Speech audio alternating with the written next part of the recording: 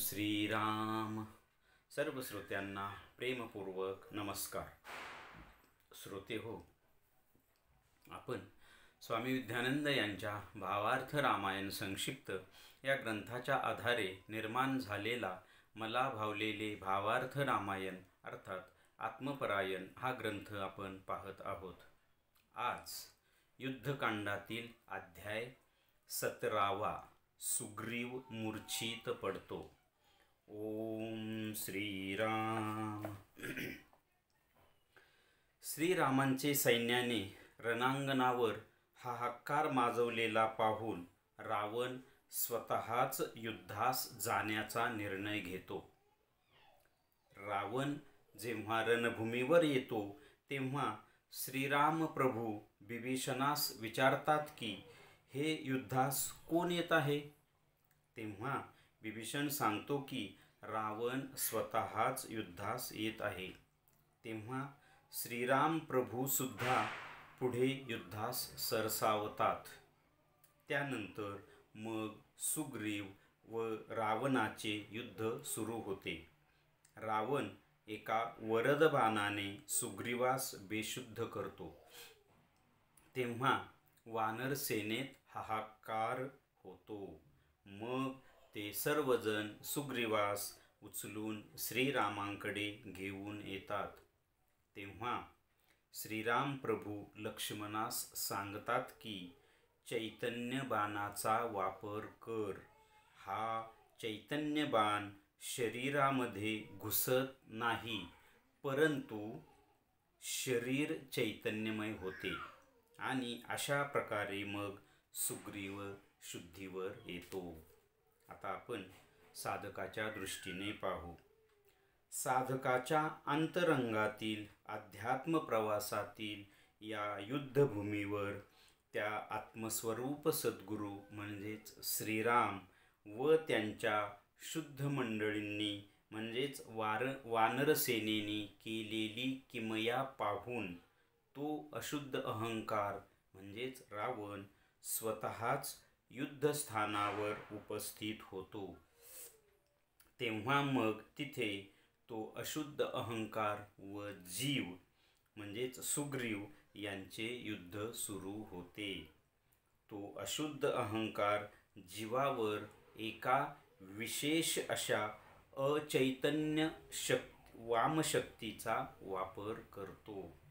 त्यामुळे जीव निचेष्टित होतो. तेव्हा मग ते आत्मस्वरूप सद्गुरूही चिंतित होतात. कारण जर जीवच राहिला नाही तर साधकाचा अध्यात्म प्रवास पुढे कसा होईल.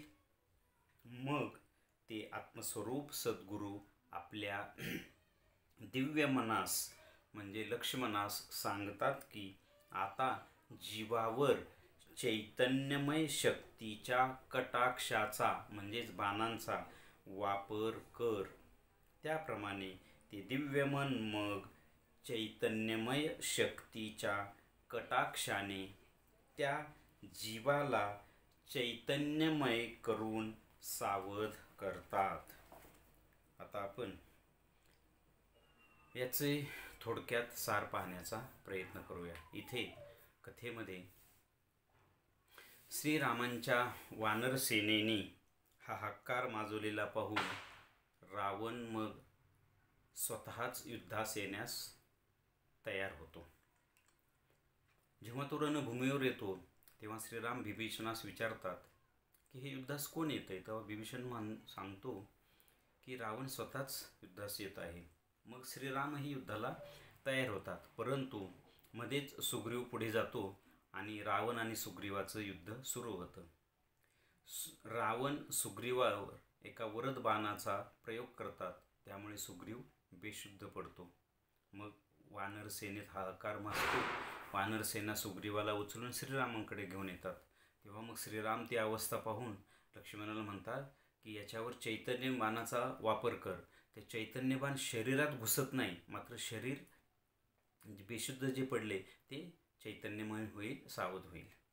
आता ही कथा झाली. आपण हीच कथा साधकाच्या दृष्टीने कशी घडते ते पाहूया.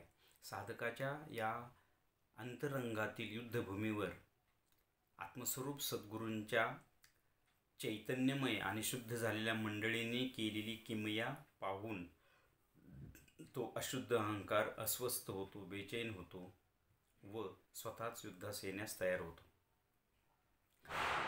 आणि युद्धभूमीवर आल्यावर तो आणि जीव यांचं युद्ध सुरू होतं. खरं तर हे युद्ध आणि जीव आणि अहंकाराचंच असतं, कारण जीवाच्या ताब्यात सगळ्या गोष्टी असतात. हा अहंकार ही जीवाच्याच ताब्यात असतो.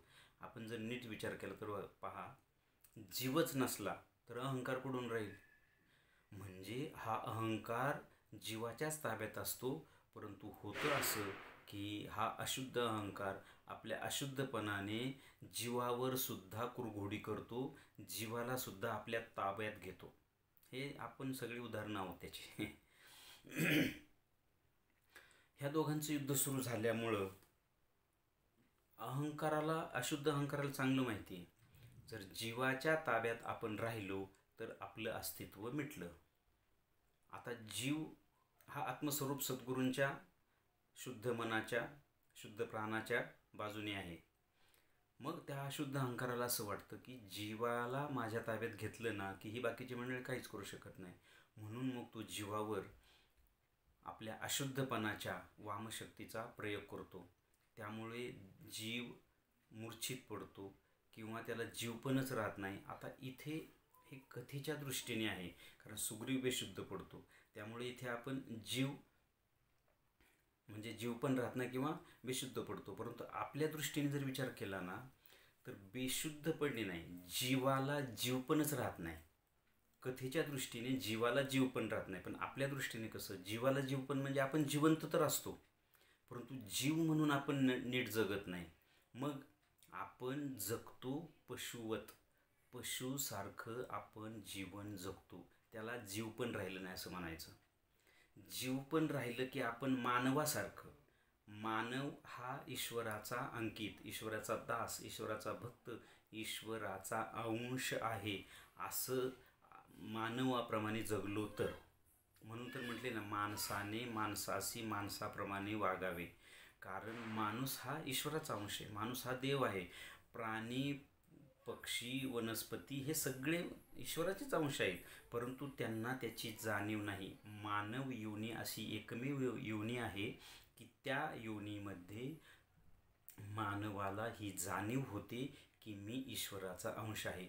परंतु ज्यांना ज्यांना कोणी मानव देह असून सुद्धा मी ईश्वर आहे ही जाणीव नाही, ते पशुवतच, ते पशुच, ते प्राणीच.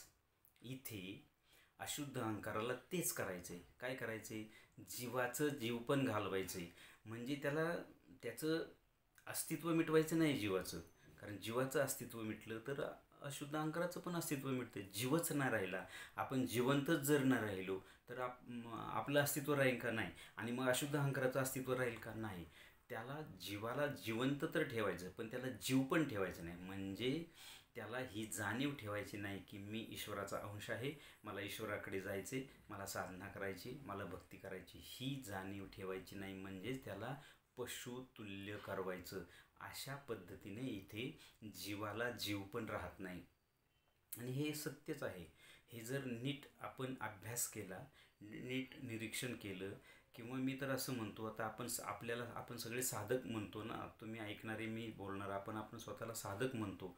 परंतु आपण मी ईश्वर आहे किंवा मी ईश्वराचा अंश आहे या जाणीवेत आपण 24 तासामध्ये किती वेळ राहतो? हा ज्याने त्याने आपापल्याला स्वतःलाच प्रश्न विचारायचा. मलाच प्रश्न विचारायचा की मी या जाणीवेत किती वेळ काढतो, किती वेळ असतो. योगी श्री अरविंद म्हणतात की तुम्ही अंतरात्मिक जीवन किती वेळ जगता याचा शोध घेतला का कधी? अंतरात्मिक जीवन म्हणजे मी माझ्या अंतरात्म्याशी निगडीत, अंतरात्म्याशी स्मरून, अंतरात्म्याच्या सत्तेने किंवा अंतरात्म्याच्या अनुसंधानात किती जीवन जगतो. आणि जे जगलं जात नाही ना जीवन, अंतरात्मिक अनुसंधानात किंवा ईश्वराच्या अनुसंधानात जे जीवन जगलं नाही, तेवढं जीवन आपलं पशुवतच आहे. आणि त्यालाच इथे म्हणायचं की जीवाला जीव पण नाही. आणि मग निदान आपण काही काळ तरी म्हणजे साधना भक्ती आपले जीवन व्यवहार करत असताना सुद्धा ईश्वराच्या जास्तीत जास्त स्मरण म्हणा नामस्मरण म्हणा अनुसंधान म्हणा हे जर ठेवत गेलो तेवढं जीवन आपण ईश्वरमय जगलो किंवा ईश्वराच्या अनुसंधानात जगलो किंवा जरीही तसं नाही जमलं तरी शुद्ध जीवन जगलो म्हणजे कोण्याही जीवाचा म्हणजे अपमान किंवा त्याला दुःख संकट असं असं काही जगलो तर ते ईश्वराचं ते जीवाचं जगणं झालं म्हणायचं. आणि ते सोडून जे जगणं आहे ते जीवाला जीव पण नाही. हेच इथं म्हणजे जीव निचेष्टित पडतो त्याचं हे अशा पद्धतीने उदाहरण आहे. आणि मग आत्मस्वरूप सद्गुरूंना प्रश्न पडतो की असं हा जीव जगतोय, हा माझा साधक माझा शिष्य असं जीवन जगतोय, याला काय केलं पाहिजे. कारण हा माझ्याकडून अनुग्रहित झालेला आहे, साधना घेतली, कधीतरी आठवण होईल तेव्हा नामस्मरण करतो किंवा भक्ती करतोय, परंतु हा अखंड चैतन्यमय राहील यासाठी काय केलं पाहिजे बरं. मग ते आत्मस्वरूप सद्गुरू आपल्या शिष्याच्या ठिकाणी किमया करतात. त्याला अनुग्रहित केल्यानंतर त्याच्या ठिकाणी चैतन्य शक्तीचा बिंदू प्रवाहित करतात आणि मग त्या शिष्याने साधना करून तो बिंदू वाढवायचा असतो. आणि हे कार्य साधकाच्या जीवाच्या जे घटक आहेत महत्त्वाचे मन प्राण चित्त आणि अहंकार त्यातलं हे कार्य करणारं घटक म्हणजे मन होय. आणि मग ते मन जेव्हा साधना करून चैतन्यमय होतं दिव्य होतं ते दिव्य मन मग जीवाला सतत ईश्वराच्या अनुसंधानात ठेवतं. इथे कथेमध्ये लक्ष्मणाला श्रीराम सांगतात की चैतन्यमय बाणाचा वापर कर म्हणजे सुग्रीव शुद्धीवर येईल. साधकाच्या दृष्टीने साधकाचे आत्मस्वरूप सद्गुरू त्यांच्या दिव्य मनाला सांगतात की जीवावर चैतन्यमय शक्तीचा प्रयोग कर म्हणजे जीव सतत माझ्या म्हणजेच सद्गुरूंच्या म्हणजेच आत्म्याच्या म्हणजेच ईश्वराच्या अनुसंधानात राहील. म्हणजे जीव सतत चैतन्यमय राहील. त्याकरता आधी काही चैतन्यमय व्हायला पाहिजे, मन आणि प्राण.